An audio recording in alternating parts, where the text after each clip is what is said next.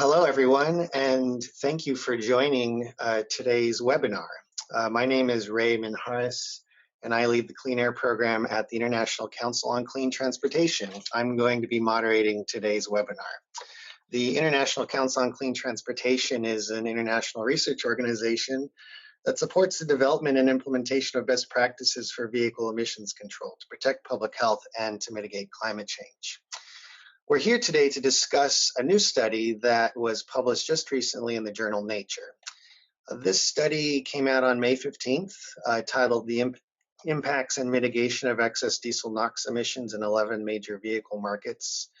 And it was led by the ICCT and Environmental Health Analytics in partnership with an international research team, who together were looking at what the impacts of real-world diesel NOx emissions are globally.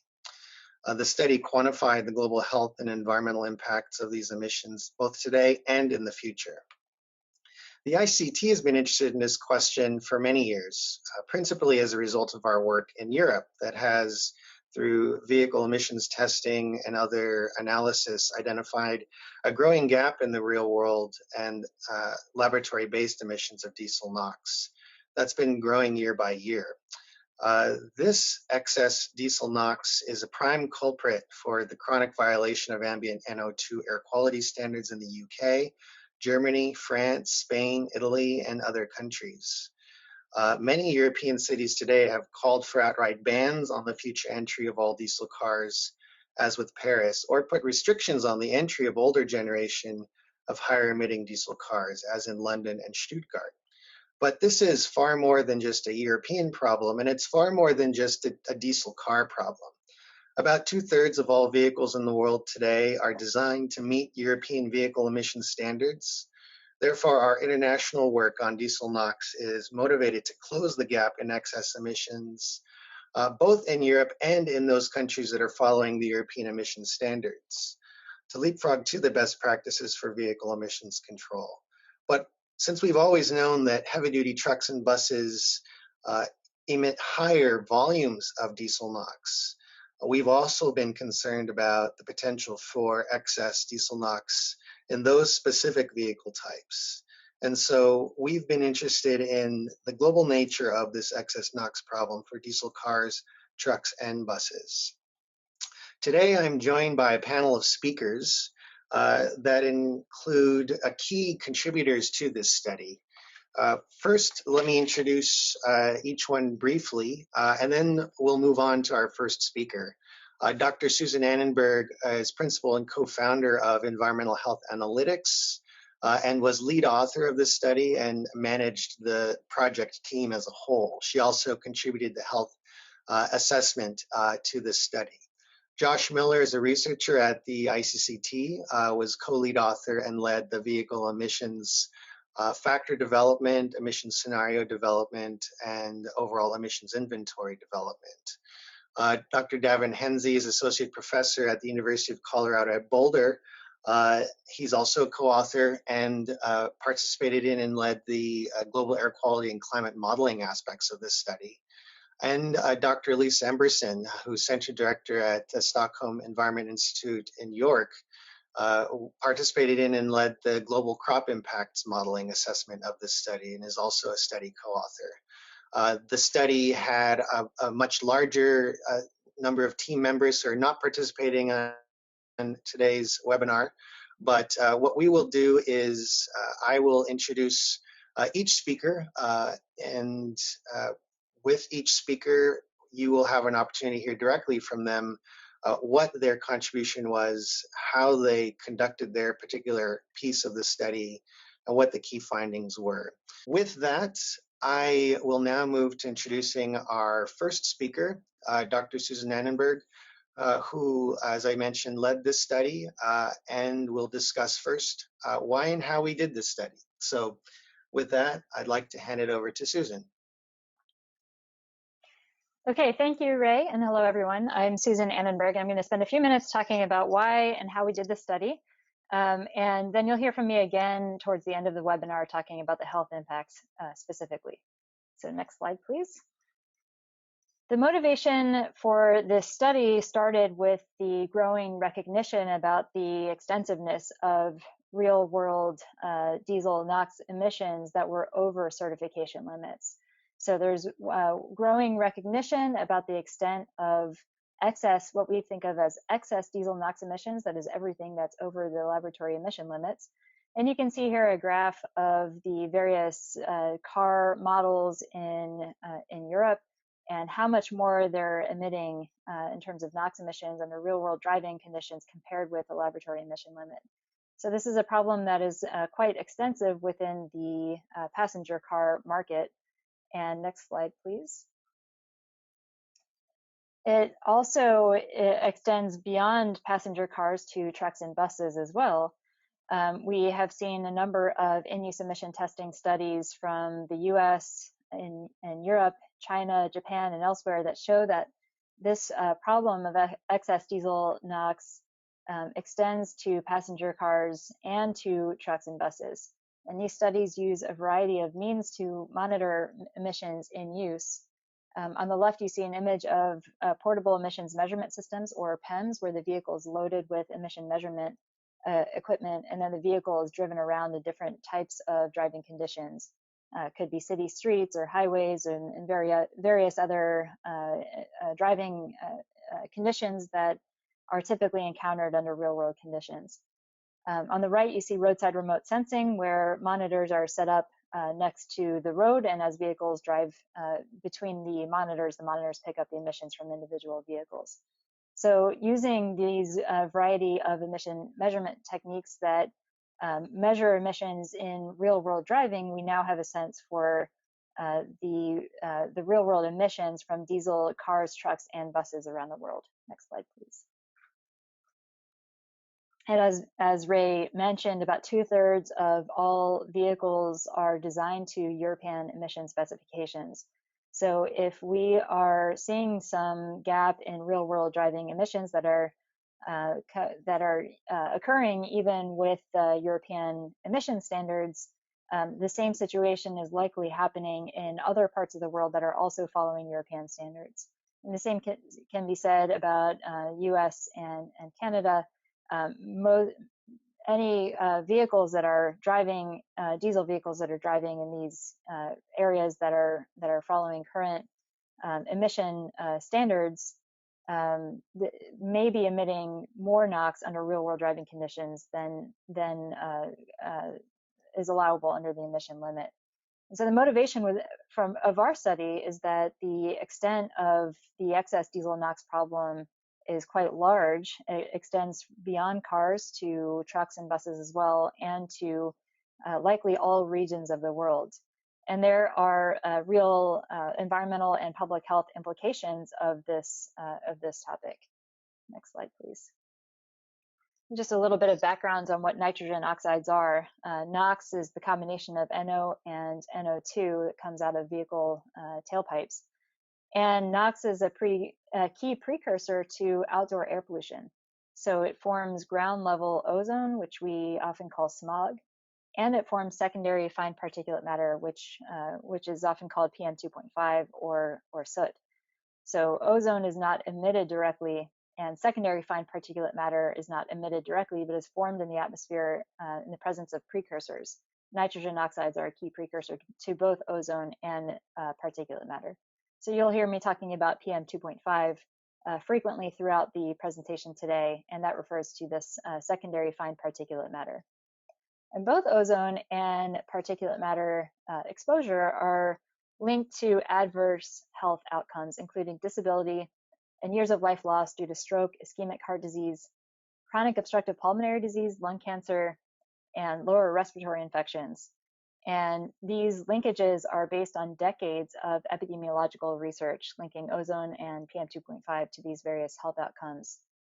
As a result, ozone and PM2.5 are two of the most highly regulated pollutants worldwide. They can also cause damage to crop yields and other vegetation like ecosystems. And you'll hear Lisa Emberson talk in more detail about that aspect.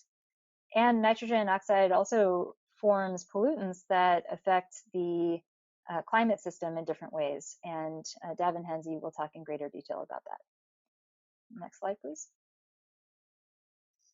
We focused our study in terms of the health impact assessment on the most severe health outcome, which of course is premature death.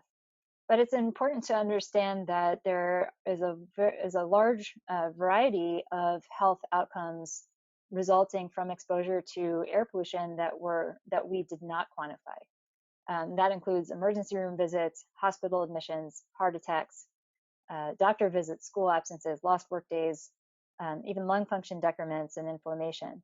And you can see this cartoon here shows how the proportion of the population affected grows as for some of these less severe health outcomes. So the most severe health outcome that we quantified is just this, the tip of this pyramid here. Next slide, please.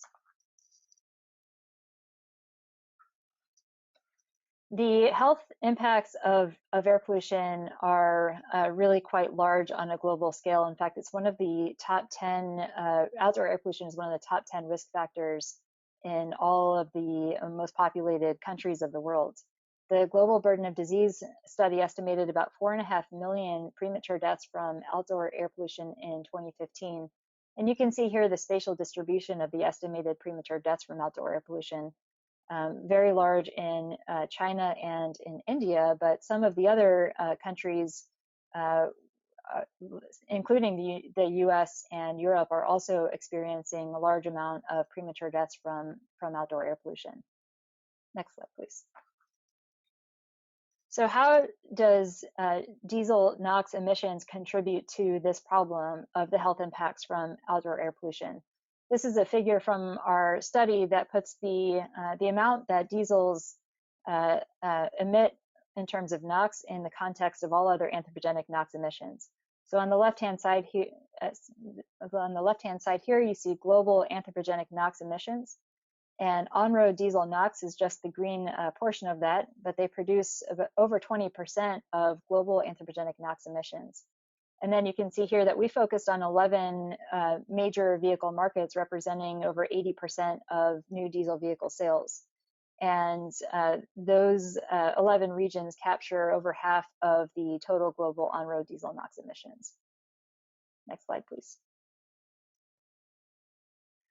Our research questions were, what are the health, climate, and crop yield impacts of excess diesel NOx emissions in the current global vehicle fleet? And then how are those impacts divided among cars and trucks, and where are the impacts the greatest? We also wanted to know not just what is the current situation, but how can it be improved into the future? So how much of these impacts could be avoided in the future? Next slide, please. So I just wanted to give a brief overview of analytical steps before each of our co-authors give more detail on each of these. We started with in-use NOx emission factors, which is drawn from a review of over 30 in-use emission testing studies using PEMS, remote sensing, and other techniques. And then we combined those in-use NOx emission factors with activity level information, such as the number of vehicles and the average distance driven, to develop new in-use NOx emission inventories for the 11 markets included in our study. Using those emission inventories in a state-of-the-science global atmospheric model called GEOS-Chem, we're able to simulate the impacts of those emissions on ozone and particulate matter levels. And that global atmospheric model accounts for the various processes that affect concentrations of pollutants in the atmosphere, including meteorology and chemistry. And we also combined the information from the simulated concentration, the model simulations with satellite observations to be able to obtain exposure estimates at a pretty fine resolution on a global scale. Once we simulated the ozone and particulate matter levels, we combined those with established health, climate, and crop yield impact assessment models to estimate the societal impacts of the excess diesel NOx emissions. And each of my co-authors will go into more detail on each of these steps. So I won't say anything more about this here, but just wanted to give an overview of our analytical steps. Next slide, please. And I also wanted to give a brief preview of the policy implications for those of you who aren't able to stay on the webinar for the entirety of the period here. This gives you a sense of what we found. For heavy-duty trucks and buses, implementing Euro 6 standards just as is, where not yet adopted, is the key next step. Most of the health benefits from implementing next generation standards for heavy duty vehicles could be achieved just by implementing Euro 6 standards as is. For light duty vehicles, strong real driving emissions programs can make Euro 6 and similar standards more effective in real world driving. So in contrast to Euro 6 for heavy duty trucks and buses, Euro 6 for light duty vehicles is not as effective under real world driving conditions. And so we need strong real driving emissions programs, and those can actually be quite effective at reducing real world NOx emissions. And then finally, adopting and enforcing next generation standards, which are more stringent than the current Euro 6, could nearly eliminate real world diesel NOx emissions and associated health impacts in these 11 markets. And you'll hear more about each of these policy implications from each of my co-authors, and we'll return to these policy implications at the end as well. Next slide, please. And before I hand it over to the next author, I wanted to just briefly acknowledge all of the team members here, some of whom you'll hear on the call today. Our support was provided by the Hewlett Foundation, the ClimateWorks Foundation, the European Climate Foundation, Energy Foundation China, and the NASA Health and Air Quality Applied Science team. And I also wanted to acknowledge the various experts in a variety of disciplines who we consulted for this work and provided input. So many thanks to the individuals listed here for their guidance and consultations. So I think now I will see if we have any questions, and then we can move on to the next speaker. Okay, Susan, thanks for that. Good overview of the study as a whole. We'll be diving into each of the sort of specific aspects of the study next. But first, I wanted to take a question that we have gotten on real driving emissions. The question is whether the real driving emissions program is the same for all vehicle types, cars, vans, and HGVs, and if so, why? This may be a question that that Josh Miller, who led our emissions modeling and scenario development, might be better suited to answer, but I wanted to just get a first take from you, Susan, if you have a quick response to that one. The question is whether real driving emissions programs in Europe apply to all different types of vehicle standards? All different vehicle types. Vehicle types, yeah. So I think this is a question that Josh can expand upon, but there is a difference between heavy duty vehicles and light duty vehicles. There is already some requirements for real driving emissions testing for heavy duty vehicles. And those need to be, the real driving emissions programs need to be strengthened for light duty vehicles. So there is some difference among vehicle types, and I think I'll let Josh expand upon that further. Yeah, that sounds fine. And I think I'll make sure to bring that up again with Josh. And one other point, if you could just briefly speak about NO2, which I know is something that's of great interest in Europe. If you could respond to the question on whether this study assessed the health impacts of direct NO2 or not. Right, that's a great question. We focused on the methodology used by the Global Burden of Disease study, which limits the analysis only to ozone and fine particulate matter, or PM 2.5. And I'll speak about the health effects of NO2 in more detail during my session on the health impacts. But there is some evidence showing that direct exposure to NO2 also has a variety of health effects. And so as a result of our exclusion of the direct health effects of NO2, we think that our results might actually be underestimating the true health impacts of diesel NOx emissions. Okay, great. I think that's all the time we have for questions. I'd like to move on to the next question. And we've been getting a few more that I think Josh will probably be pretty well suited to answer. So thank you, Susan. We'll come back to you on the health impacts analysis later in the webinar. So now on to the discussion of the emissions modeling and emissions scenario development. This piece was led by Josh Miller, co-lead author of this study, who is a researcher at the ICCT, and he will now speak to you all about the various steps that were involved in developing the emissions factors, the emissions inventory, and the emission scenarios. So with that, I'd like to hand it over to Josh to discuss those topics. Josh? Thank you, Ray. If we can go to the next slide. So to start off with a bit of background, in the European Union, NOx emissions of diesel cars have actually not really changed in more than 15 years. And by NOx emissions here, I'm referring to real-world emissions averaged over all different types of driving conditions in all new vehicles in the fleet. What we see on this chart is NOx emissions on the y-axis, shown in milligrams per kilometer, and the emission limits are then shown in the line, so for diesel and gasoline, respectively, diesel in brown. Now, the key finding here is that even as emission limits have tightened for diesel cars, for example, from 500 milligrams at Euro 3 down to 180 milligrams at Euro 5, emissions have remained at around 800 milligrams per kilometer, and that's averaged again over all driving conditions. Whereas most recently with Euro 6 vehicles before the RDE program takes effect, those have achieved on average a 50% reduction in NOx, though the variability in emissions of those vehicles has been very high. Those cars still emit about 5 to 7 times the NOx limit of 80 milligrams per kilometer. And this is all meanwhile that gasoline cars have kept pace with emission limits, and they've demonstrated the ability in the real world to meet the limit, as have some diesel cars, but on average, diesel cars are still emitting much higher than the limit. This problem is not limited only to the European Union. We've seen high emissions from diesel cars in the US, but the reasons for that were more linked to Dieselgate than flaws in the regulations or opportunities to improve the compliance and enforcement procedures. Next slide. However, this is not just a light-duty problem. It's also a problem with buses and trucks that have had low speed, high excess NOx since 2005. And here we define the term excess NOx as anything that is emitted in in-use or real-world driving conditions that is in excess of the certification limit for that vehicle.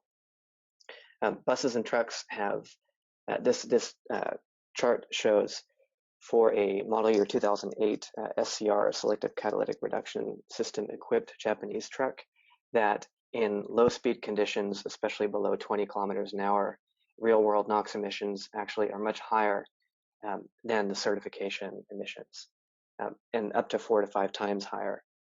Now, these are not applicable only to Japanese trucks, but similar problems have been observed for the Euro 4 and 5 regulations and their equivalents in the US. Next slide. So in order to approach the emission inventory development for this study, which covered 11 different regions, multiple vehicle types, and many different standards, we constructed a data set of real-world emission factors that is specific to each region, vehicle type, and standard. And that reflects the results of a review of more than 30 emission testing and emission factor modeling studies. This chart shows for passenger cars the resulting emission factor estimates, this time in grams per kilometer. So multiply that by 1,000 if you want the milligrams per kilometer estimate.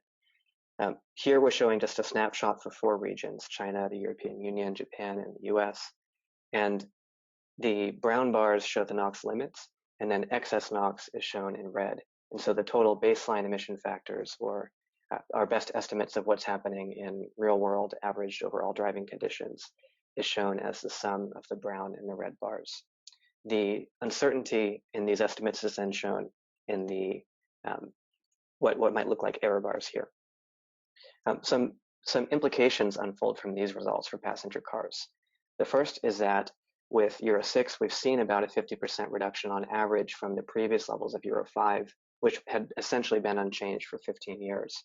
And those findings hold not just for the European Union, but countries that have followed a similar regulatory pathway and similar compliance and enforcement regimes. So up until this point, China and Japan have had very similar programs. Whereas in the US, what we've seen with Tier 2 standards is a substantial reduction, and the excess NOx emissions shown there for Tier 2 light-duty vehicles, passenger cars in this case, Light duty category includes light commercial vehicles as well. But for passenger cars, we've seen high excess NOx emissions in the US with Tier 2. That's primarily due to the Volkswagen Group defeat device vehicles. Whereas in countries that have followed the European pathway, notably the European Union, here we see that the excess emissions are actually prevalent across all manufacturers. It's not limited to one specific manufacturer. Looking at the RDE cases here, we see that the baseline RDE, this is kind of a worst case scenario in which the RDE program, or the real driving emissions program, doesn't improve past the initial first two regulatory packages that were adopted, that have already been adopted. Whereas the strong real driving emissions program includes the third and fourth regulatory packages that have yet to be finalized, as well as additional improvements beyond those. So really the key finding here with respect to RDE is that in order to achieve levels of emissions in use that are close to the certification limit, we actually need to see continued improvements and modifications to the real driving emissions program, not only in the European Union, but in countries that have followed a similar regulatory approach. Next slide. So on the heavy duty side, we took a similar approach in terms of literature review and review of emission modeling studies. But what we needed to do is conduct one more step, which is that heavy duty emission limits are based on engine work. So for example, grams per kilowatt hour or bhp hour. And the excess NOx emissions in this case then are the difference between the baseline or real world emission factor and the estimated distance-based equivalent of the emission limit. And that's done using data on engine efficiency over the regulatory test cycle, as well as in-use fuel consumption of the vehicles. What we see in terms of NOx emission results is that for heavy-duty trucks, with Euro 3, we still had some excess emissions, but that the total level of excess emissions actually increased to Euro 5, even as the limit tightened. That is in stark contrast to what we've seen from the evidence of emission testing of Euro 6 equivalent or EPA 2010 in the US vehicles that have largely performed very well in the real world. And that's largely, especially with the Euro 4, 5, and 6 regulations, due to a change from Euro 5 to 6. Euro 6 includes very important provisions for in-service conformity testing that's conducted using portable emissions measurement, and that ensures that emissions in the real world are no more than 1.5 times the emissions conducted over the certification test. So next slide. So once we had these emission factor data sets, which also included a data set for buses, we combined these with policy scenarios that reflect different assumptions about the rate of regulatory progress going forward, as well as policies that are in effect now. The baseline scenario is the most intuitive. It's whatever current policies have been adopted and reflects our best estimate of what has happened in the real world. The limit scenario, which is not shown on this table, is the same policies, but essentially is a theoretical compliance scenario in which real-world emission factors were no greater than certification limits in use driving conditions. There are, after that, 3 new policy scenarios that actually involve future policy action. Those are the Euro 6 scenario, the strong real driving emission scenario, and the next generation scenario. Euro 6 essentially assumes that any regions that have yet to adopt Euro 6 standards for heavy duty and light duty vehicles essentially adopt those standards as is within the strong real driving emission scenario then builds off of that, assuming that any regions that have yet to adopt real driving emissions programs for light duty vehicles and that follow the European regulatory approach would then adopt those strong programs and improve the real world performance of light duty diesel cars. The next generation scenario goes a step further, assuming that all regions adopt kind of the next stage of world-class standards, which are assumed to be equivalent to Tier 3 standards for light duty vehicles in the US and adopted elsewhere, and for heavy duty vehicles equivalent in stringency to the voluntary NOx program developed by California Air Resources Board. Each of those are estimated to achieve approximately a 90% reduction from the previous standards. On the next slide. Now we start to look at the results of the emission inventory. These are totaled across all 11 studied regions. So the limit scenario shows that in solid, that's for heavy-duty vehicles, and the dashed lines are for light-duty vehicles. What would have happened if there had been no excess NOx, no real-world NOx problem? We would have seen very substantial reductions all the way out to 2025, 2030 timeframe, with some increases after that, because we're not assuming any further policy action would have taken place. And now in the next slide, we add on to that the baseline scenario, which is how things have actually gone. So the best estimate of real-world performance of currently adopted standards. And here we see a stark contrast that emissions are much higher, especially for heavy-duty vehicles in terms of absolute, but that the real-world emissions multiplier, so if we divided the baseline emissions by the limits, we'd see higher multipliers for light-duty vehicles. The reason that light-duty vehicles are so much lower here in the aggregate emission inventory is we're only looking at diesel vehicles, and the share of the market for light-duty diesel vehicles is high in some regions like the European Union and in India, but very low in other regions like the US, where it's less than 1% of the fleet. So the key finding for the baseline scenario here is that at an aggregate level, heavy-duty vehicles account for nearly 90% of the total diesel NOx emissions, but that in specific regions, light-duty diesel NOx emissions are a serious problem. On the next slide, we start to break down that estimate of excess NOx emissions by region and vehicle type. There we go. So the first panel here shows the total excess NOx estimate. So that's in 2015, subtracting the limit scenario from the baseline total.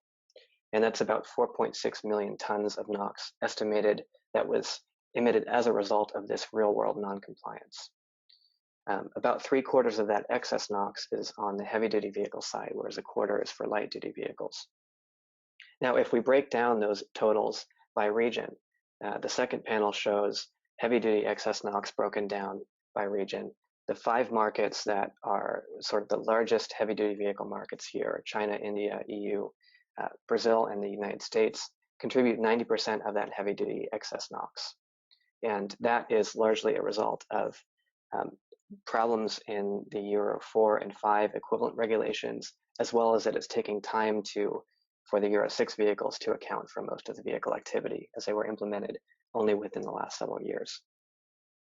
Now, for light-duty vehicles, it's a very different picture. Because the European Union has had such a high light-duty diesel market share and has adopted stringent regulations, as in low emission limits, that have also had real-world compliance problems, we see that the European Union is actually the world leader in excess light-duty diesel NOx, with about 70% of the excess light-duty NOx total. And that's followed by China and India, shown in brown and blue here. These 3 regions together account for the vast majority of excess NOx globally for light-duty vehicles on the diesel side. And each of those regions have adopted Euro 6 standards for light-duty vehicles, but are at different stages of developing their real driving emission programs and improving their compliance procedures. Next slide. Now we start to look at more hopeful scenarios for future policy action. So what can be done about this problem? This slide now adds on in green the assumptions that any countries that haven't yet done so adopt Euro 6 equivalent standards for light and heavy duty vehicles as is.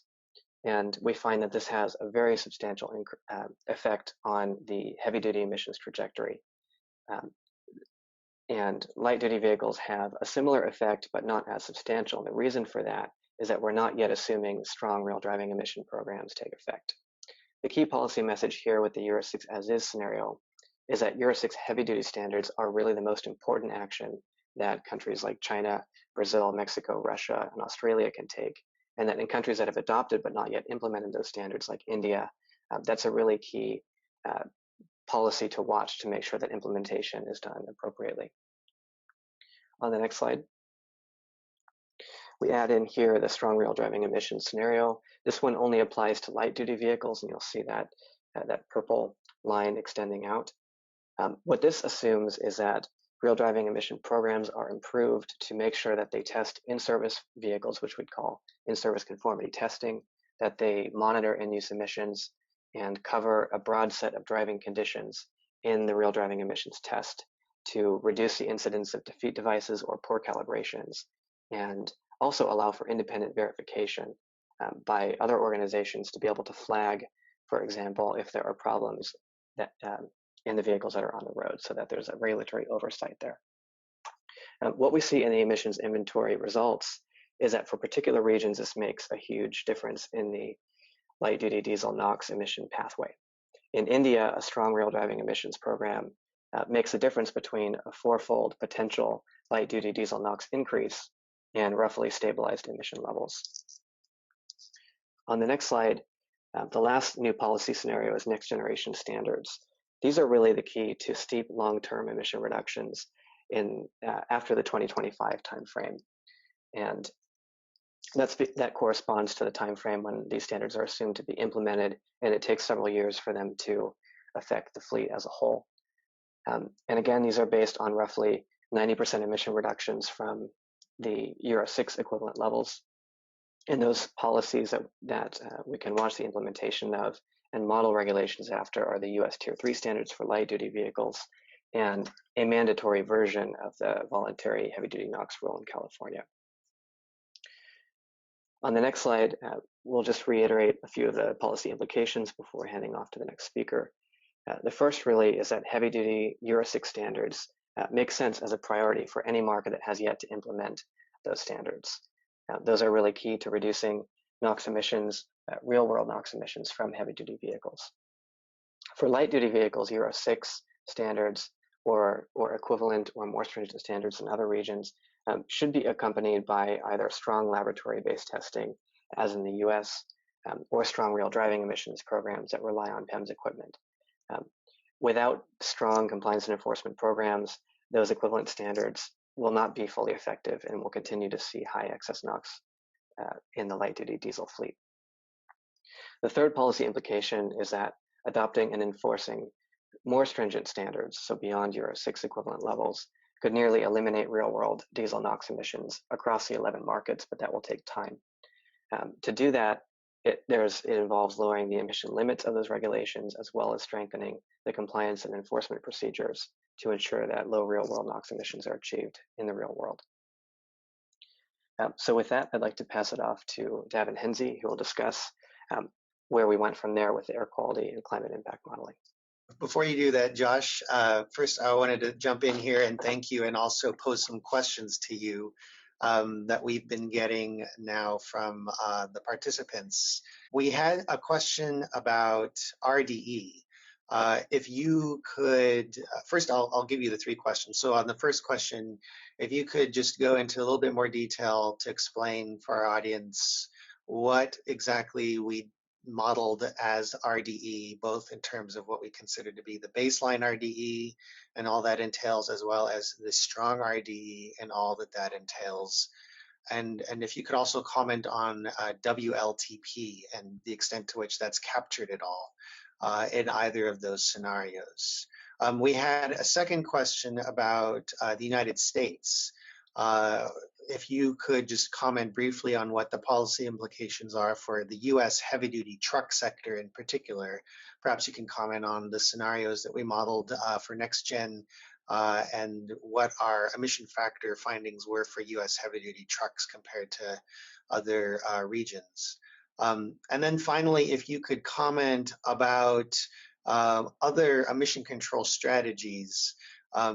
The scenarios that obviously were assessed in this study were principally around the adoption of new vehicle emission standards. So we had some questions about other strategies for diesel NOx control, specifically in-use strategies such as scrappage programs, their effectiveness, etc., labeling, consumer awareness, and those kinds of strategies, and possibly even alternative fuels. So those are the three questions. If you could try to tackle those, that would be great for everyone. Sure, happy to do that now, Ray. So to respond to the first question on the definition of the real driving emission program, the baseline and the strong, there's a detailed discussion in the paper, and there's actually a paper that informed this one, and that one I co-authored with Vicente Franco. That one gets into the weeds on the definition of what we call in that other paper, real driving emissions plus A, plus B, plus C. 3 steps that go forward from what was adopted back in 2016, which we're calling the first and second packages. So what this study does is it essentially takes the worst case scenario from that earlier study, which was published earlier this year. And the estimate is that under the first and second real driving emission packages, we could continue to see emissions of roughly 4 times the emission limit. And that's even under the real driving emissions program. The reason for that is that the program in its form as adopted just with the first and second packages does not guarantee that defeat devices will be eliminated from the fleet. It also does not guarantee that diesel cars will have low in-use emissions over the full range of driving conditions, including different altitudes, acceleration, speed, temperature. And so what the strong real driving emissions program assumes is that, first of all, there's in-service conformity testing that ensures that these are not just golden cars being tested or cars that were specially prepared by the manufacturer, but they're actual cars that were sold and have been operating on city streets.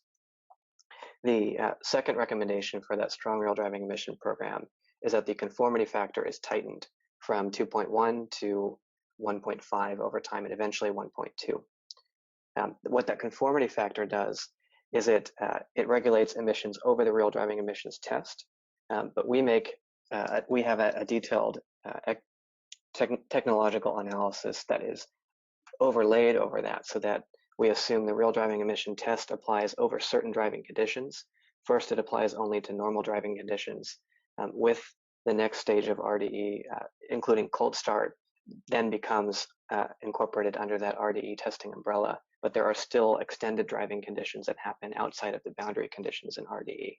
So the strong RDE scenario then also expands those boundary conditions to ensure that vehicles are emitting low NOx emissions over the full set of reasonably expected driving conditions. So if there are more questions on that, there's a follow-up paper which I'd like to point out earlier in the slides on slide 18, and that shows the paper, the link to the paper on RDE passenger car NOx impacts in the European Union. Now, the second question for US heavy-duty truck sector and what can be done about that.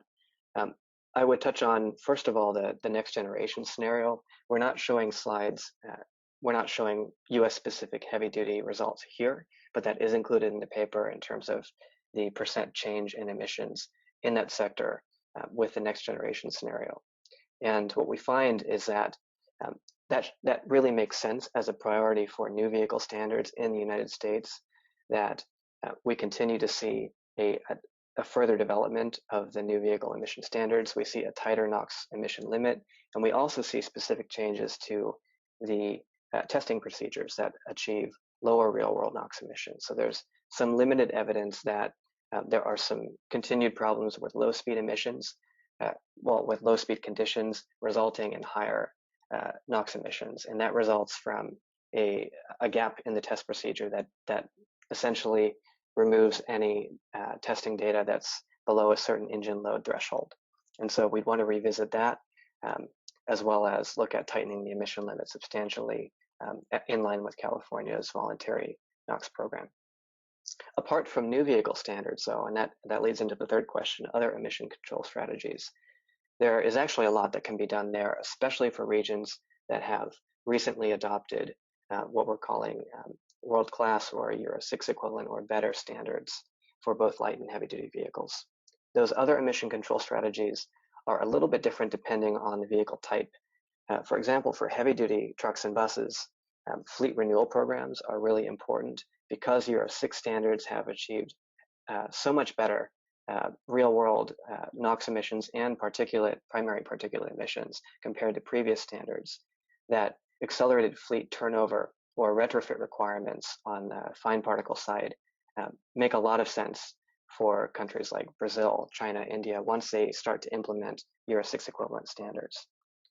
Now, for light-duty diesel vehicles, for example, in the European Union, we've seen that low emission zones have been a very effective strategy to ensure that the whole fleet improves over time and that the highest emitting vehicles are not being driven in areas where they're creating a lot of pollution that's then that people are exposed to in those densely populated urban areas.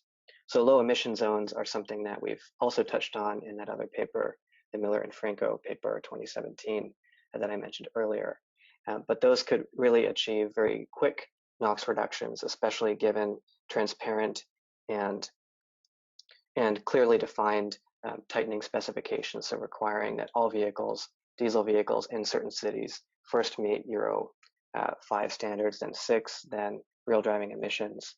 And eventually some cities have expressed a desire to ban diesel, which could have very substantial air quality benefits. That leads us into alternative fuels. I would define alternative fuels here with respect to real world NOx emissions as including gasoline, additionally hybridization and electrification of those vehicles, as well as biofuels, for example. Now, biofuels, if they're a gasoline equivalent fuel, ethanol, for example, can have other types of emissions that can be a problem, and that's not something that we looked at specifically in this study. For example, volatile organic compounds. But for gasoline equivalent vehicles, at least with respect to NOx, the regulations for Tier 3 in the US are really pushing things forward, and we're expecting very substantial NOx reductions that are far lower than what has been demonstrated yet for diesel cars. And so we may see a shift from diesel to gasoline in certain markets, depending on the economics of emission control strategies. Okay. So with that, I'll leave off. Yeah, great. Thank you, Josh. And thank you for all of those responses. Just a reminder for folks who want to submit questions, please use the questions or the chat bar on the right-hand panel of your screen, and I will be selecting a few of those for each of the speakers. Maybe just one additional thought to add to your response, Josh, on in-use strategies. And to mention a new project the ICCT is launching now with the City of Paris and London called the TRUE project that will be undertaking remote sensing of vehicles entering those cities and providing that emissions data to the public. So that gets to a relatively new mechanism by which consumers can be informed about the real world performance of diesel vehicles and other strategies like that can be effective. We'll have to cut it off there. There will be more information at the end of this webinar that will allow all of you to sort of speak directly to each of the panelists, or give you at least some ways in which you can do that. I want to move on now to our next speaker, and so we're now transitioning to a set of speakers who will discuss the elements of this study that were necessary to come up with estimates of the impacts of these emissions that Josh was just discussing. So our next speaker is Dr. Daven Henze, Associate Professor of Mechanical Engineering at the University of Colorado at Boulder. He is a global air quality and climate modeler, and he and his colleagues at UC Boulder were the ones who undertook quite complex and impressive modeling analysis of the ways in which these real-world diesel NOx emissions are changing the air that we breathe. So with that, I will hand it over to you, Daven, for your brief presentation. Great, thank you, Ray. Well, hello, everyone. As Ray mentioned, my background is in air quality modeling.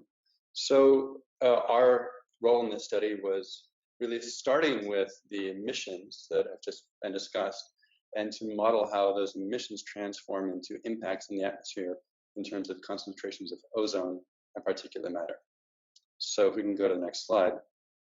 There's a little schematic here that shows how our modeling works. We're using a tool called a chemical transport model. The model in particular that we use is GeoSchem. This is an open source tool developed by over 100 researchers over the past more than a decade, with some fundamental citations listed here, but if you go to the website, that's where you can download the model or look at many more recent publications about this tool. What this model does is takes as inputs emissions inventories, such as what has been described in the previous part of this talk, as well as estimates of meteorology. So this model itself isn't a climate model. We're not in this study predicting climate or predicting weather. We're taking best estimates of what the weather was, and these come from a NASA office. So they give us estimates of which way the winds were blowing, what was the temperature, relative humidity, things like that, everywhere around the world for the year 2015. We're keeping that weather for the year 2015 constant in our model as we then go about various simulations that change the emissions. And the model, using high performance computing simulations, simulates the transport of these gases, the reactions of NOx with VOCs in the presence of light to create ozone, the reactions that lead to ultimately the formation of PM2.5 from species impacted by NOx, the distribution of these species as they move around the world, and their eventual deposition and loss from the atmosphere. And an example output is shown on the right. So what we get out of these models is a gridded map of pollutant concentrations, and this particular figure is one for ozone. So next slide, please.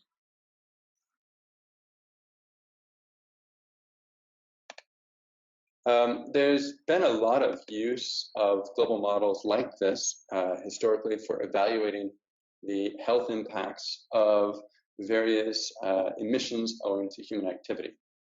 So some papers cited here at the top of the slide looked at the impacts of all fossil and biofuel.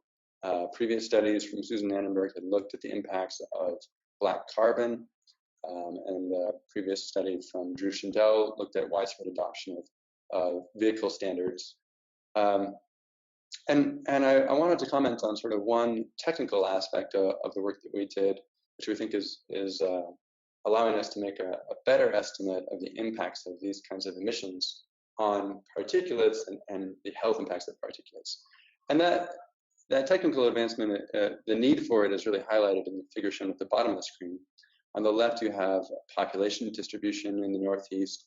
And on the right, you have a zoom over just the Northeast of what our model output looks like. And you can see that our model operates on a set of discrete grid cells that are large because we have to have a global coverage for this tool. And so our ability to resolve in the model really fine scale features of population is limited. Our model grid cells are 2 by 2.5 degrees, so on the order of a couple of 100 kilometers on the side. And that means that our estimate of the PM2.5 in Manhattan is the same as our estimate of the PM2.5 in eastern Pennsylvania. And this makes it difficult to resolve changes in exposure, which is literally the product of a PM2.5 concentration with a population value. And so you can see that the gradients in population are much sharper than the gradients that we can resolve in our model. Some work from our group, some work from Jason West's group, and others have gone through studies to try to quantify how much of an error this might make in global modeling studies of PM2.5 health impacts. And it can be anywhere from 5 to 40%, depending on what type of PM2.5 is being considered. So this is an error that you're able to evaluate over the US because we have the ability to run just regionally very high resolution models and see what the difference is. But we're not able to correct for that bias globally just using models. So let's go to the next slide, which shows a piece of information that's now being used in a lot of studies looking at the burden of disease owing to PM2.5 on global scales. And the map on the right is an estimate of surface level PM2.5 concentrations that's built from a combination of remote sensing data, so satellite instruments such as MODIS, MISR, CWIFS, and Calliope, combined with the information from a model that allows us to relate the properties that a satellite sees related to aerosols to concentrations at the surface, along with other sort of geostatistical information about elevation, land cover, land use type, to derive this map that's resolved at the 0.1 degree scale. So this is at the approximately 10 kilometer scale.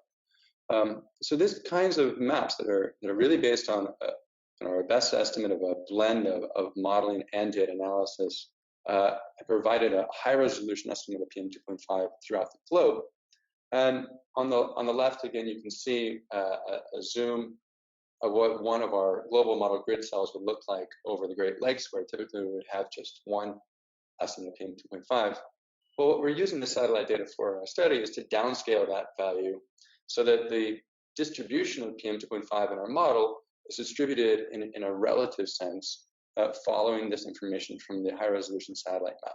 So we're using the information from the satellite studies to say, out of our grid cell, like what corner of the box or what part of the box at the 10 kilometer scale is the PM2.5 most likely located in. We can also then try to correct for some biases in our model, areas where we might be over predicting or under predicting PM2.5 at the coarse 2.5 kilometer scales. And so for our present day simulations, we can rescale our model estimates so that at the coarse scale, we're matching the data provided by the satellite study. And so this gives us an estimate of PM2.5 that's shown on the lower right. You see the variability in PM2.5 is now a much better match in terms of the gradients with the variability in population. When we do simulations of future time periods, we look at the relative distribution of PM2.5 within a grid cell. We don't rescale it because we're looking at some future projections, but we still can use information provided from the satellite to tell us within any grid box where is the PM2.5 likely located. Next slide, please. So that's just that was kind of details on a trick that we're using to improve our estimate of PM2.5. Here we're showing some output from our modeling results. The details of the inputs of the model are described on the left, and we've already heard a lot about the emissions. And I'll just mention again that the meteorology that we're using for all of these simulations, whether in 2015 or 2040, is a meteorology for 2015. So we're not looking at the impacts of climate change on air pollution. We're looking at, within a fixed climate, what are the impacts of changing emissions? And so in the top row, on the upper left, we show the impact of the difference between the baseline scenario and the limit scenario in terms of its impact on PM2.5, and on the right, the impact on ozone. And the units for PM2.5 are shown in micrograms per meter cubed.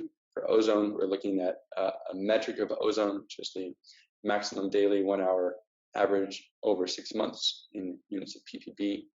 So again, this is showing the difference between baseline and limit scenarios. This is essentially the PM2.5 or the ozone that comes from the excess diesel NOx under present day conditions.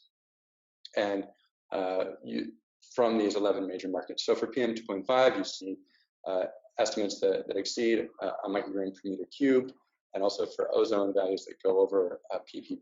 They're fairly significant concentrations. You also see that the concentrations of ozone impacted by this excess diesel NOx have an appreciable value almost throughout the entire northern hemisphere. You see a much greater smearing for ozone beyond the regions where this excess diesel NOx is being emitted, owing to the longer lifetime of ozone relative to PM2.5. Then the next rows of this table of figures show the difference between the baseline 2040 scenario and adoption of various alternative scenarios. So the second row here shows our Euro 6 scenario. So this is countries essentially that had not yet done so otherwise, adopting Euro 6 standards. This is having the largest impact on PM2.5, primarily in the countries where this scenario is having an effect on emissions, so China, Mexico, Brazil, and Russia. And then again, you see the impacts of this benefiting ozone concentrations in wide parts of the world. Going beyond this, we look at the RDE scenario. So this is the real driving emissions programs being implemented in places that already had adopted Euro 6. So As we heard earlier, this would have big impacts in India and the EU as far as changing emissions. And here what we see that has locally impacts on PM2.5 and slightly more broadly impacts on ozone. And then additional benefits to be obtained by adopting next generation standards. And you start to see changes in particulates here, even over the US.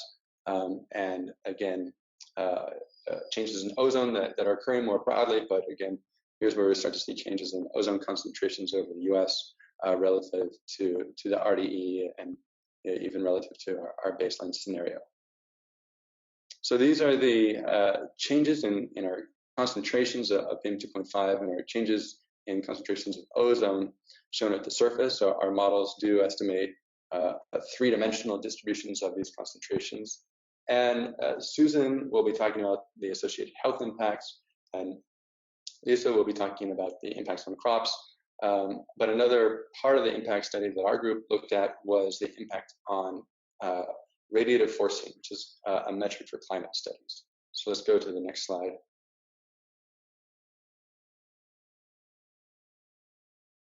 Here we're showing our estimates of the different scenarios impacts on radiative forcing, which is the change in the energy balance at the top of the atmosphere owing to the presence of constituents in the atmosphere. So a negative radiative forcing is something that will ultimately cause a climate cooling.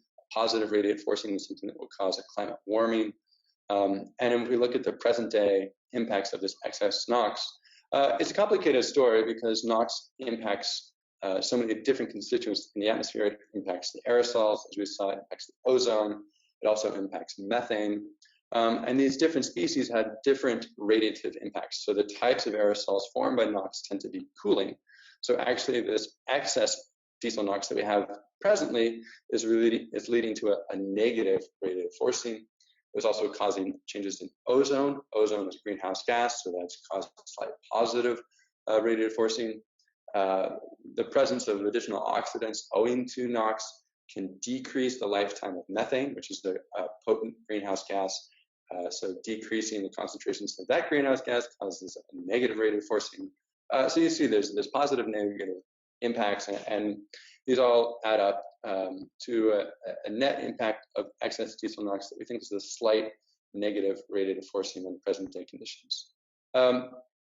When we look at the future scenarios, then we're talking about reducing this. So the signs of these impacts all change, and we find net impacts that are slightly warming in terms of the sign of the radiative forcing, but the magnitudes are overall fairly small. So we're talking about tens of microwatts per meter squared. So we thought this was an interesting thing to explore, whether changing these emissions of NOx would have a significant impact on climate just via these pathways alone.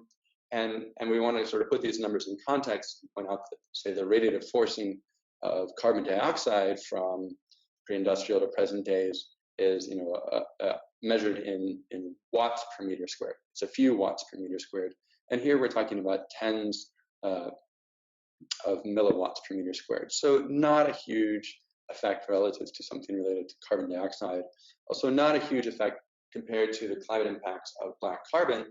So overall, there's, I think, room for a more comprehensive analysis of climate impacts of these types of changes to diesel vehicles that we would plan on exploring in the future, that would look at co-emissions of black carbon, that would also consider what are the impacts of these scenarios on, say, people's adoption of vehicle choice, which might have emissions of different species, or in meeting the diesel NOx standards, sometimes there are fuel penalties for doing so that might be changing, say, the CO2 emissions associated with particular driving needs and patterns.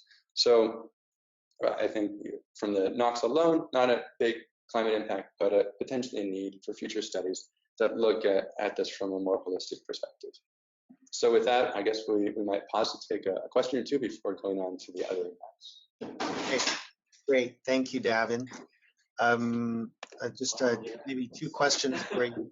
The first one, just reflecting back on the discussion of the climate impacts of diesel NOx, and perhaps reiterating that this was a study that only looked at diesel NOx emissions and their impacts. And so this was not a study of the impacts of all diesel emissions. And for that reason, the study wasn't able to do kind of a comprehensive take on what the climate impacts are of diesel engines, which might justify kind of a future analysis. And also, as you mentioned, the upstream impacts or the life cycle impacts that perhaps deserves a deeper analysis, especially considering the potential shift in the future to new vehicle emission standards and the extent to which that changes the emissions characteristics of diesel engines. We got, so if you would just comment on that, but we also got a question about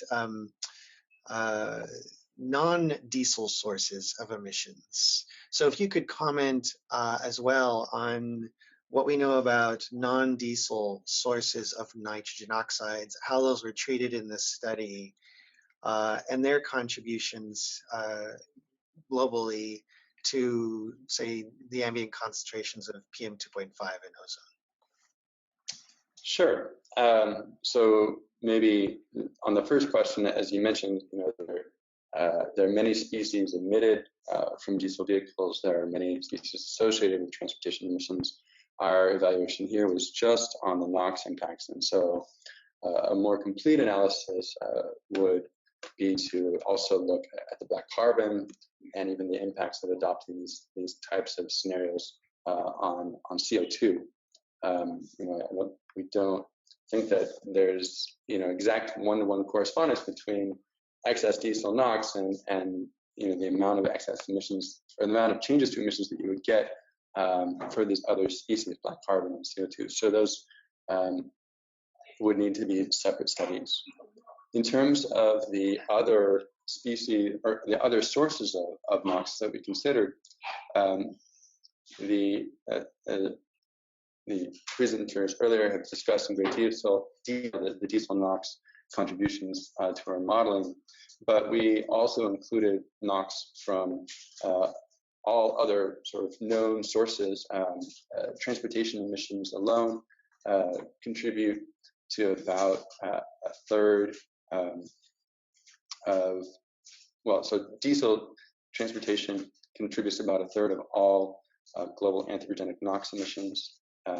We have another 20% from power plants, another 20% from industry, and about another 20% from shipping. And then anthropogenic NOx is then only a fraction of total NOx. There are additional sources of NOx from lightning, that's naturally emitted from soils. These are not as large as the anthropogenic source, but they are something that we consider in our model, as well as the anthropogenic and natural emissions of other species, in particular the VOCs that are reacting with NOx to form particulates, and say the sulfur dioxide emissions that are leading to compounds that also contribute to the aerosols, to which NOx are contributing to as well. So, this geochem chemical transport model is a fairly complicated general tool for looking at many different types of questions in atmospheric chemistry and air pollution that comes with it, emissions from all those other sources. And so those were all held constant while we just changed these scenarios looking at the different levels of diesel NOx. Okay, great. Thank you, Daven. And we don't have Zig Clement on this webinar, but for those who are listening, Zig Clement at EASA led the development of the non-diesel emissions inventories, and questions regarding those inventories can also be directed to him. And for those who are looking for his contact information, you can feel free to reach out to any one of us who are co-authors on this study. So let's move on to our next speaker then. Thank you, Daven, for that overview. We have two speakers left. The first, Lisa Emberson, who will discuss the crop impact assessment of this study, and then we'll have Susan Anenberg come back and present what the health impact assessment findings were of this study. And please continue to send your questions through so that we'll have a chance to pose those to each of the speakers. So Lisa is one of the co-authors of this study. She and her colleague Chris Malley at the Stockholm Environment Institute, based at University of York, were the ones that conducted this assessment. Lisa has been gracious to join us from South Africa and has been listening quietly to all of this today. With that, let's listen to Lisa's presentation now on the crop impact methods and findings from this study. So with that, Lisa, I will pass it over to you. Okay, thanks ever so much, Ray, and hello everybody as well. I'm going to describe the methodology and some of the key results that came out of our crop impact assessment. So here we were trying to understand what the changes in the excess diesel NOx emissions what sort of effect they would have on crop impacts around the globe. So if we go on to the next slide, we can start thinking about why we wanted to consider crop impacts, and that's really driven by the fact that there's a lot of evidence, empirical evidence, which have been collected over the past 20 or 30 years or so, which shows that certain pollutants that are formed from NOx are having quite serious and substantial impacts on crops globally. So as Susan described initially, NOx is a precursor to ozone and aerosol or particulate matter pollution. If we think about ozone, then that's a phytotoxic pollutant, so it's actually toxic to vegetation. And if we think about aerosol, that also has effects on the quality and quantity of solar radiation, which will impact on photosynthesis, which is driven by solar radiation, and therefore on biomass of plants. In terms of ozone, some of the effects that we see include visible injury, and there's an image there to your right which shows this sort of visible injury for soybean growing in Europe.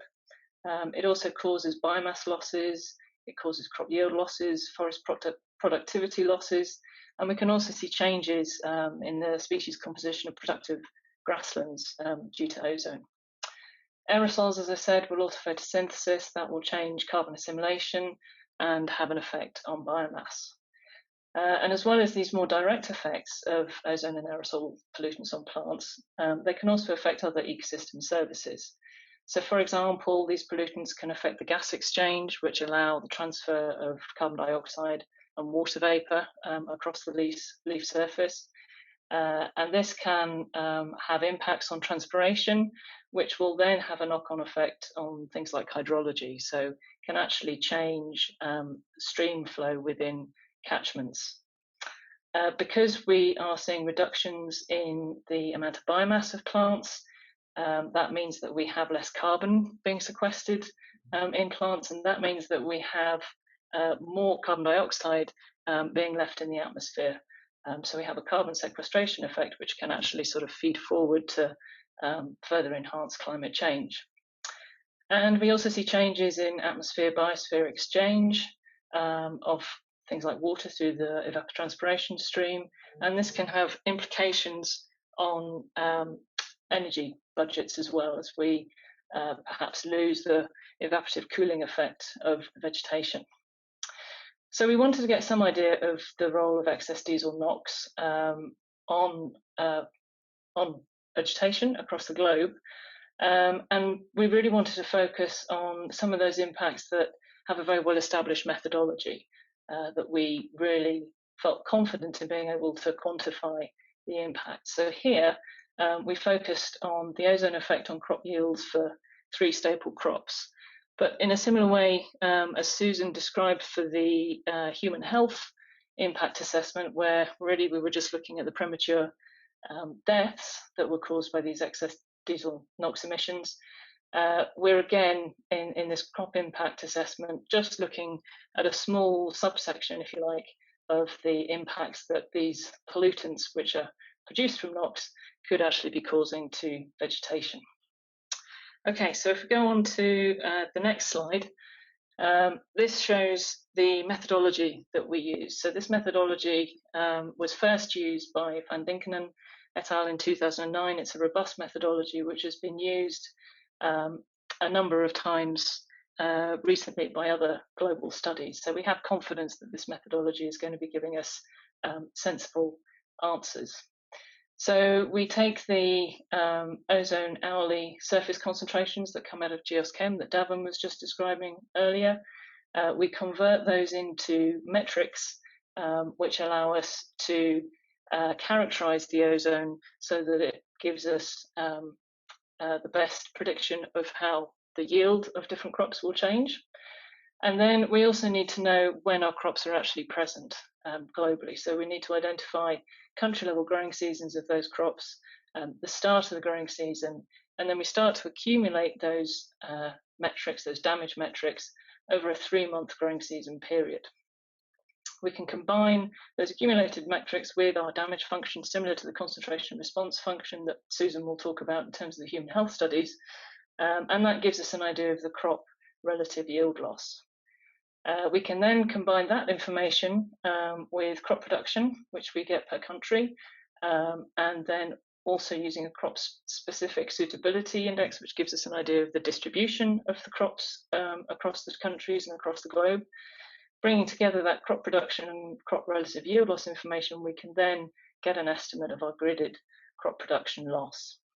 So if we go on to the next slide, in terms of this methodology, there's one particular aspect that's quite useful or important to consider in terms of interpreting the results. This shows again the slide that Daven showed of how ozone concentrations change with each of the different NOx scenarios around the globe. So you can see that there's quite large differences in terms of just the total absolute ozone concentrations and also the changes that you see for each of the scenarios that are brought on. And then the bottom image there gives you an idea of the crop production for wheat. So again, you can see there that there's quite a lot of heterogeneity in terms of where wheat is actually distributed across the globe. So where we're trying to understand the results that we have to bear in mind the fact that our crop distribution is only going to be impacted by changes in our ozone, which also has a variable distribution globally. So we're going to see some differences when we look at different crops and by different region. Okay, if we go on to the next slide. So I just wanted to focus a little bit more on the damage function or the concentration response function that we used. And the next slide will show the 2 different concentration response functions that we used. So we used an M7, which is basically giving us a 7-hour mean ozone concentration for a 3-month growing season. And then we also used something called an AOT40 concentration response function. So this metric is actually accumulating the ozone concentrations that are above 40 ppb, again over that 3-month growing season. And you can see that we've got a relationship between these different metrics. As they increase, you'll see a decrease in the yield of the 3 crops that we looked at: wheat, maize, and soy. The M7 function we believe, is a better predictor of more chronic ozone pollution. So where you have a growing season where the ozone concentration tends to be fairly constant across that whole entire growing season. The M7 should give us a good estimate of the relative yield for those conditions. By contrast, the AOT40 metric tends to emphasize the higher ozone concentration. So we believe that this is giving us a better yield when we're looking at peak ozone pollution episodes that might occur over that 3-month period. So if you just go on to the next slide, then we assume that by looking at both of these 2 metrics, we're getting a reasonable idea of the range of uncertainty in the relative yield loss estimates that we got from the study. Next slide. Then comes to some of the results. If you click again, then you'll see the results that we have for the crop production loss that we estimate as a percentage. And here we can see each set of bars gives us the baseline for 2015 and 2040, and then the respective limit 2015, and then the respective NOx emission scenarios. And the top three sets of bars give us the global picture for soy, wheat, and maize. And then the bottom 7 set of bars pick out certain crops in certain regions where we found particularly interesting results. So I'll go through some of the standout results that we had if we go on to the next slide. We can first think about this in terms of what would happen if no interventions were to take place. How would our crop production loss change? So this is really looking to see the difference between the baseline 2050 and then going out to baseline 2040 in terms of how ozone concentrations are going to change. With this picture globally, we tend to see an improvement in crop production. So soy has the biggest improvement with a reduced crop production loss of around about 2%, followed by maize 0.8% and wheat at 0.4%. However, when we look at the regional level, we see quite large variation in terms of those crop production losses. So in Brazil, the soybean crop sees an increase in the crop production loss of about 1.2%, and similarly, Indian wheat sees an increase of about 2.8%. We see the largest improvements in crop production in US soy and US maize of about 4% and 1.2% respectively. And the EU wheat sees about a 1% reduction in crop production loss. So if we move on to the results which actually looked at the effects of the different NOx emission scenarios. So this is really thinking, well, how much better could things be if we're in 2040, we're at that projected ozone concentration, but then we start to bring in some of these NOx emission scenarios that Josh was talking about earlier. So globally, we would see small improvements in crop production of around about 0.1 to 0.2% for soy, wheat and maize, and these tend to increment with each increased stringency of each intervention of those different emission scenarios that Josh described before. But within that global picture, there are some standout results, which again depend on the region and the crop type. So for example, Brazil's soy sees about a 1.6% reduction in crop production loss from the baseline 2040 using the Euro 6 standards. China maize and wheat also see about a 1% and a 1.6% reduction in crop production loss from the baseline 2040 again to that Euro 6 standard. And then when you look at the US for maize and for soy, it's only really with the next generation set of emission reduction scenarios that you start to see any substantial reduction in crop production loss. So with the next slide, I can just conclude with what some of the main take-home messages from this part of the study were.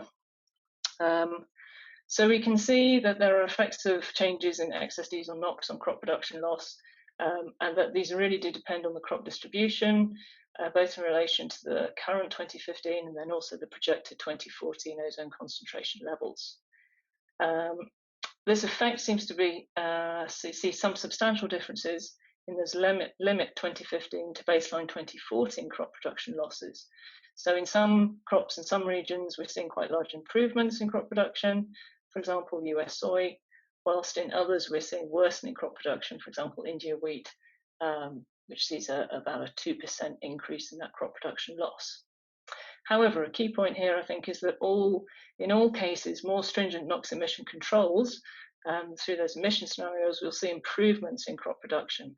Most notably, we see improvements of soy in Brazil and wheat and maize in China. Now, we know that there's uncertainty in the estimates that we've made of these crop production losses. We've tried as best as we can to attempt to quantify these uncertainties by using those two different damage functions, the M7 and the AOT40. If you look at those different damage functions and the uncertainty associated with them in terms of the percentage of crop production loss, then they tend to vary between plus minus 0.2% to plus minus 10% across the different regions and the different crops selected.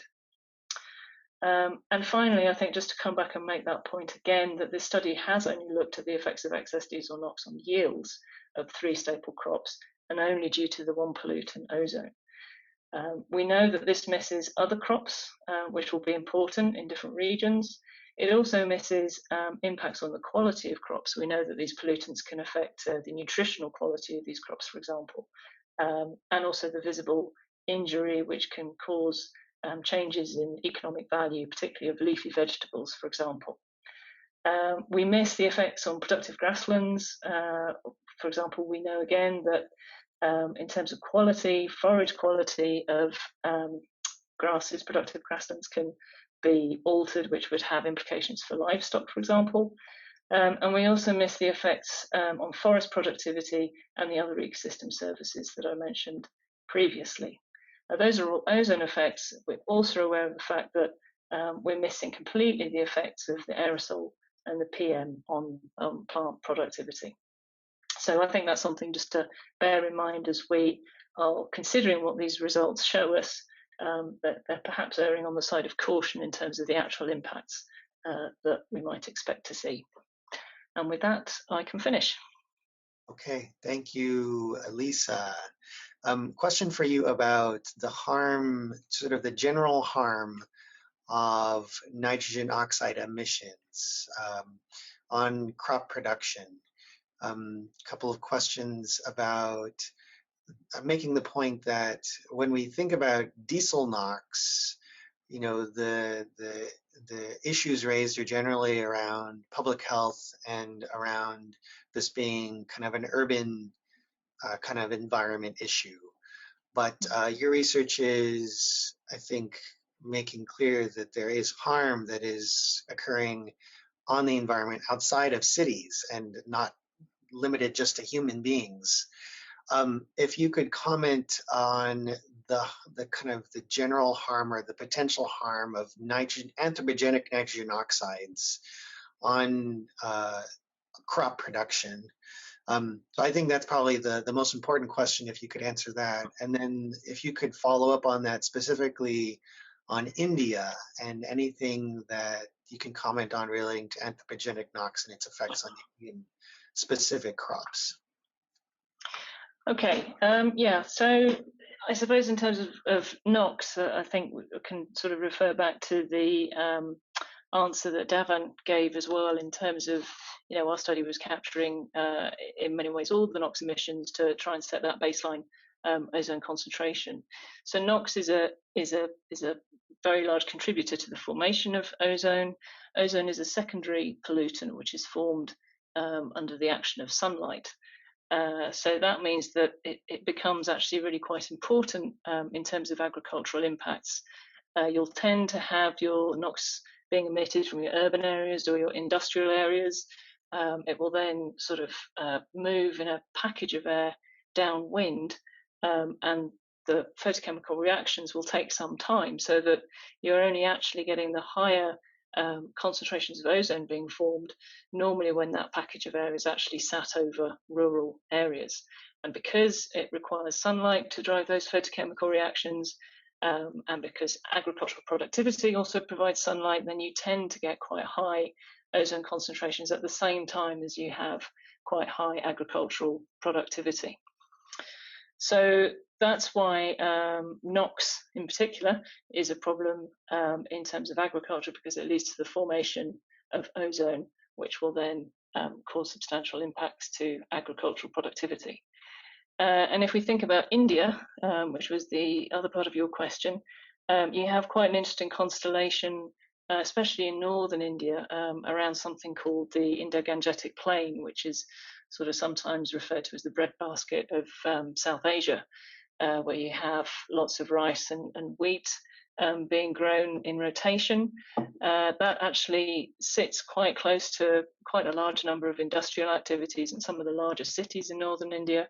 So again, you're getting the NOx being pumped out of those cities and those industrial areas, moving downwind, forming ozone under those photochemical reactions, and then causing really, according to modelling studies, really quite large impacts on the wheat and rice that is actually grown in that region. Great, thank you, Lisa, for that response. With that, we will move on to the final speaker for our webinar. That is Susan Anenberg, who's returning to talk about the work that she did on the health impact of real-world diesel NOx emissions. And so Susan, who undertook the modeling impact assessment for this study, will give us some insights on the methods and the results. And after Susan finishes and we take the last questions, we'll be ending the webinar. So Susan, if I can hand it over to you for your piece on the health impacts. Sure, thanks, Ray. So let's just jump into the next slide. So I wanted to give a little bit more detail on the health impact analysis methodology. As I mentioned previously, we followed the Global Burden of Disease study, which is run by the Institute for Health Metrics and Evaluation at the University of Washington. So this methodology is a state-of-the-science methodology used in a variety of different studies. It's also a similar kind of framework that's used for the United States and European assessments and elsewhere to examine the health risks of air pollution for policy development. So in a way, this methodology has been developed over decades in regulatory contexts, and recently it's been extended to global scales as well. So to do this, we combine information from different sources on ozone and PM2.5 concentrations for each scenario, which are gridded and developed from the geochem model that Daven showed. We combine that with global population in 2015 and in 2040, which is also gridded at a fine resolution. And then we also combine it with these disease-specific incidence rates in 2015 and in 2040. So how many people each year are dying from stroke, ischemic heart disease, lung cancer, and chronic obstructive pulmonary disease, for example. And those we have at a national scale for every country of the world. And these different data sets are included in a concentration response function. And actually, we use several concentration response functions for ozone and PM2.5. And the shape of that function relates the exposure levels, so the exposure to ozone and PM2.5 concentrations, with some health risk of the health outcome. So we actually use several different concentration response functions for ozone and PM2.5 for each health outcome. And as a result of this methodology, we get the change in air pollution related deaths for each scenario, which again is gridded. So the ultimate outcome of this framework is that we input a change in NOx emissions into the geochem global chemical transport model. And we then use the simulated concentrations in this concentration response function to get a change in ozone and PM2.5 related deaths. So next slide, please. As I mentioned, I forgot to go into a little bit more detail about the shape of the concentration response functions. I'm just going to really briefly touch on this. This is the shape of the concentration response functions that we used for PM2.5. These are called the integrated exposure response curves. These were developed for the Global Burden of Disease study in 2010. And they include information, epidemiological information from outdoor air pollution, household air pollution, environmental tobacco smoke, and cigarette smoking, all on the same curve to be able to generate this full distribution of relative risk estimates for different diseases across the entire range of PM2.5 concentrations that could be encountered.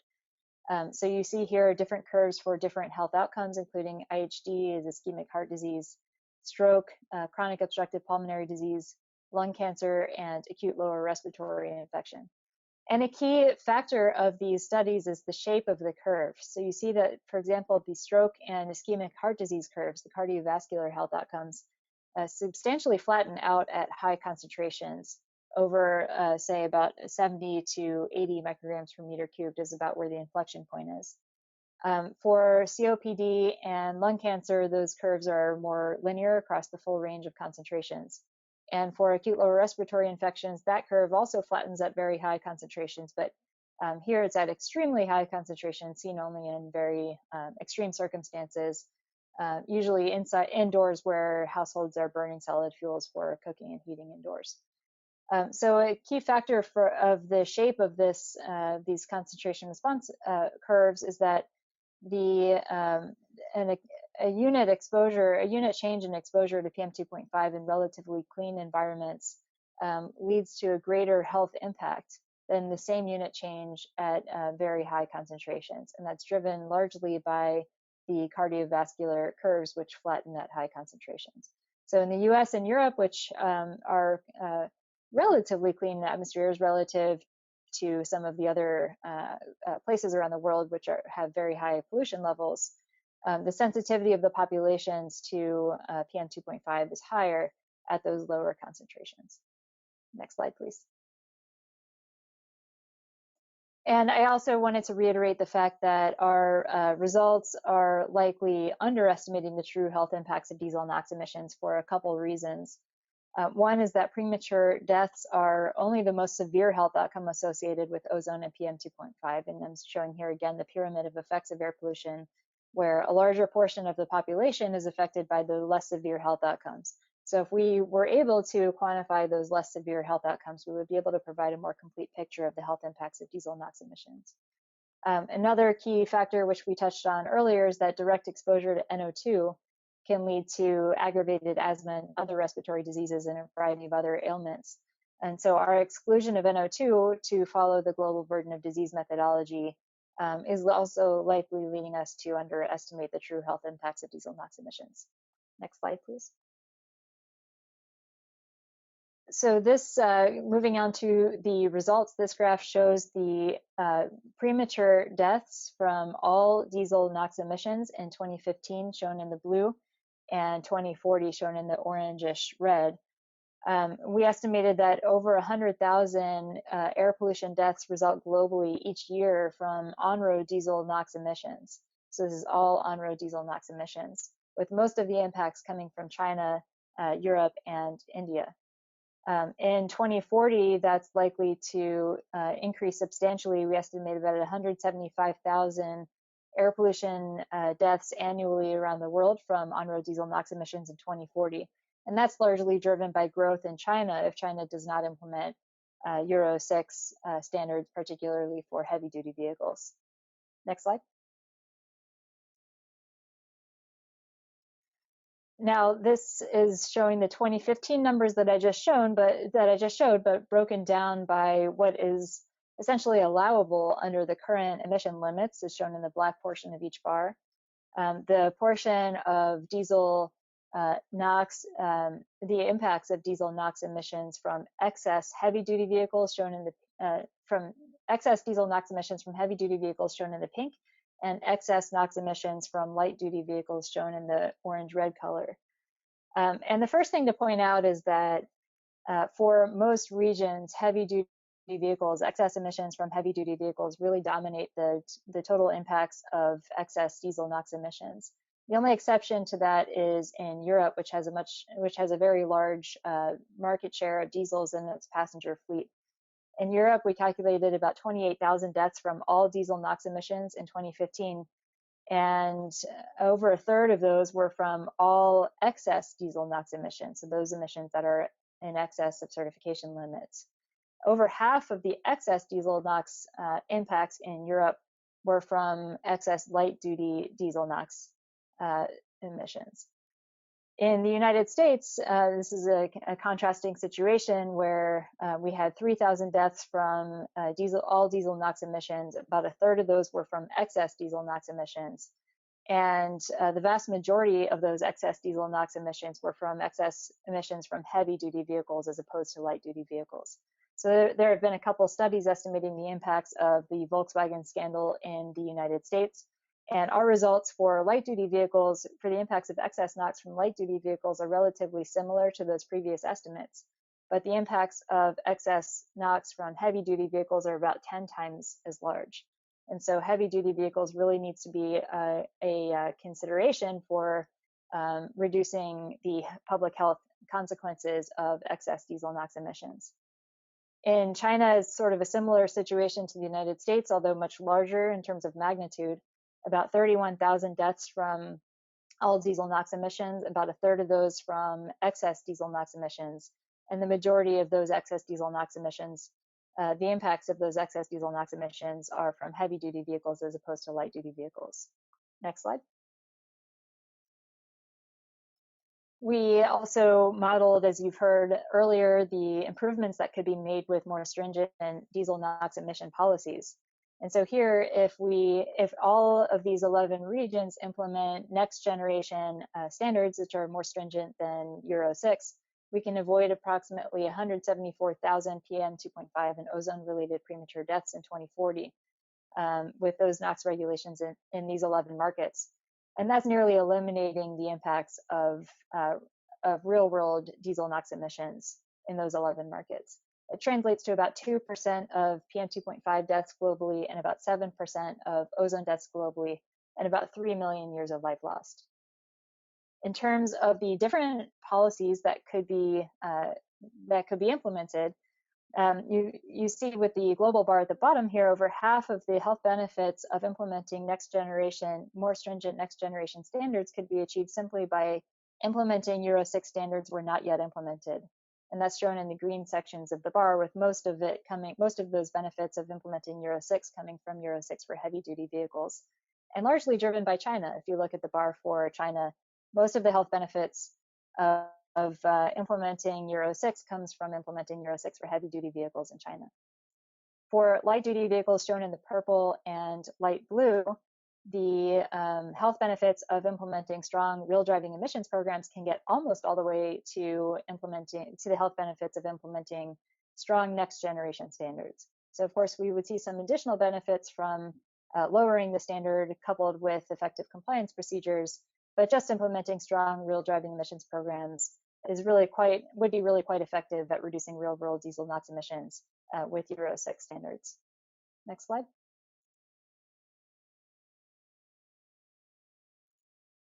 Now, if you look at this on a percentage basis, so this is now showing the percent of the total burden of disease from ambient air pollution that could be avoided with these diesel NOx emission policies.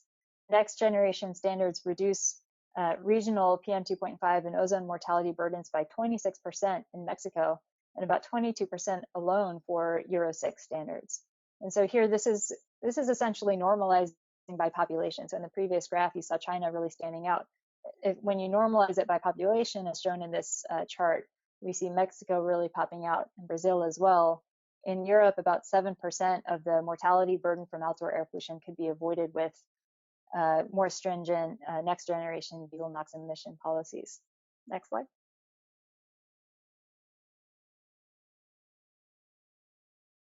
So just to reiterate the policy implications that I led off with, for heavy duty trucks and buses, implementing Euro 6 where not yet adopted, such as in China and Brazil and Mexico and Russia and Australia, is a key next step.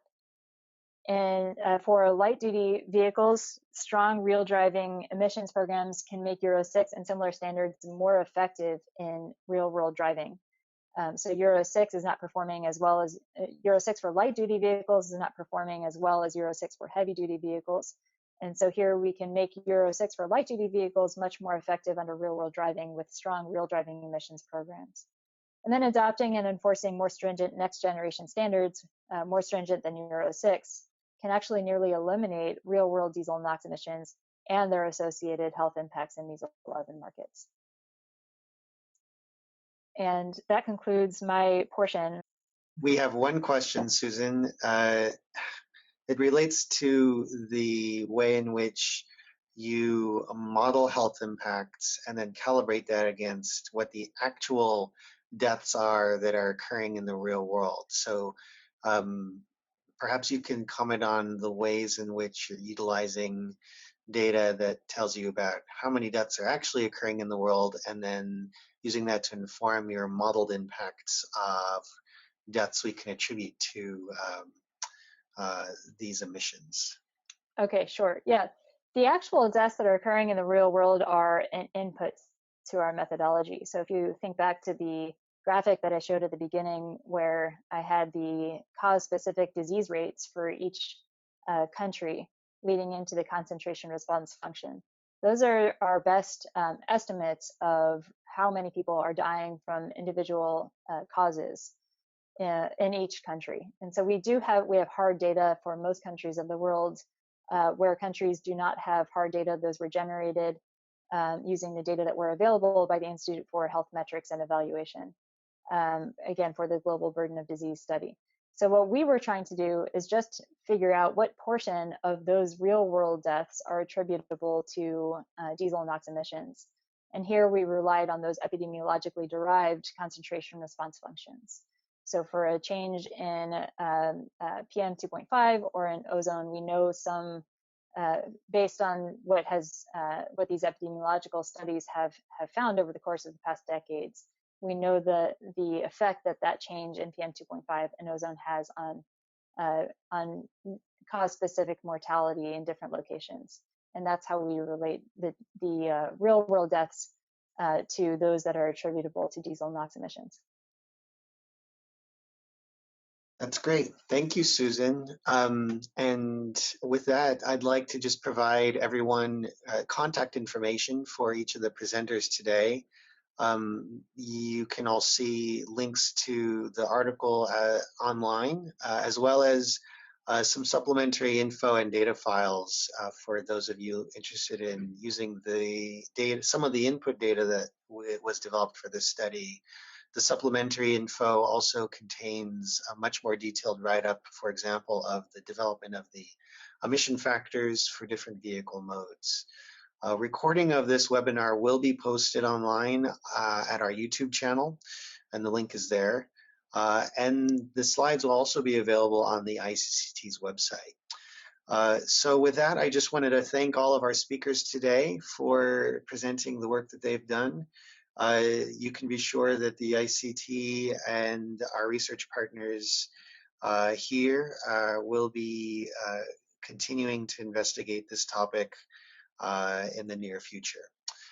So with that, I want to thank you all for participating today, and I will now close this webinar. Thanks all very much, and have a good day, everyone.